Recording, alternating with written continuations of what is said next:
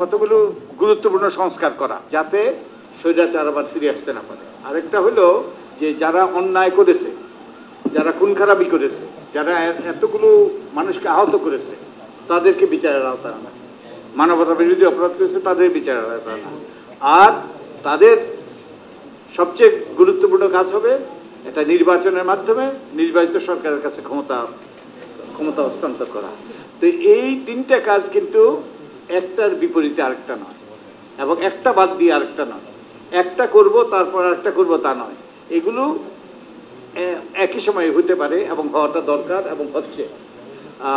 এবং বিশেষত সংস্কার আর নির্বাচন কিন্তু একে অপরের প্রতিপক্ষ নয়।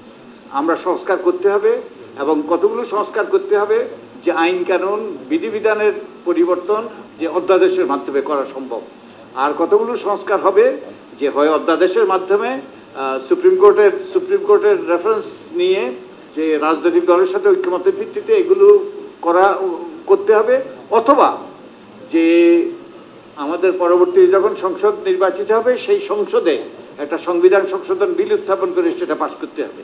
এবং এটার জন্য হয়তো অপেক্ষা করতে হবে, কিন্তু কতগুলো নির্বাচনের জন্য কতগুলো সংস্কার এখনই করতে হবে। যেমন আমাদের যে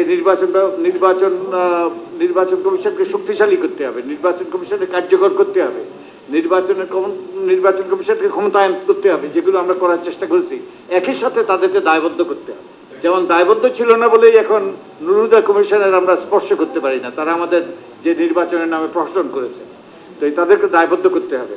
তো এটার কোনো বিকল্প নেই। তো আমরা যারা বলি সংস্কার বাদ দিয়ে নির্বাচন করতে হবে কিংবা নির্বাচন বাদ দিয়ে সংস্কার করতে হবে, তারা কেউই সঠিক নয়।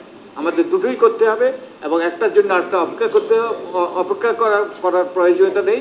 আমরা সমান্তরালভাবে এগুলো চলতে হবে, এবং নির্বাচনকে সুষ্ঠু করার জন্য কতগুলো সংস্কার অপরিহার্য করতেই হবে, এর কোনো বিকল্প নেই। এবং নির্বাচনের পরে কতগুলো সংস্কার কিংবা নির্বাচনের আগেও অধ্যাদেশের মাধ্যমে এগুলো করা যেতে পারে। আর যে কথাটা আমি বলে শেষ করব, আমাদের রাজনীতির সবচেয়ে বড় সমস্যা হলো যে যেই সমস্যাটার প্রতি আমাদের দৃষ্টি আকর্ষণ করা হয়েছে, আমরা যখন যে জনগণের সাথে মত বিনিময় করেছি, আমরা সংসদ ভবনে মত বিনিময় করেছি, সংসদ ভবনে আমাদের অফিস ছিল। তো বহু লোক এসছে যারা গ্রাম থেকে এসছে, যারা কোনোদিন এই সংসদ ভবনের চৌহদ্দিতে আসে নাই, কোনোদিন দেখে নাই, কিন্তু তাদের অভিভূত হয়ে গিয়েছে যে এত একটা সুন্দর বিল্ডিং। আপনারা জানেন তো সংসদ ভবনটা একটা যে architectural monument in the world, বহু লোক বিদেশ থেকে আসে এই সংসদ ভবনটা দেখতে। তো আমাকে একজন বলল যে এটা একটা সুন্দর, একটা অপূর্ব বিল্ডিং, যে কিন্তু এই বিল্ডিংটাতে এতগুলো কুৎসিত লোক এখানে আঁকড়া বেঁধেছে। সত্য, গত 15 বছরে তাই ঘটেছে।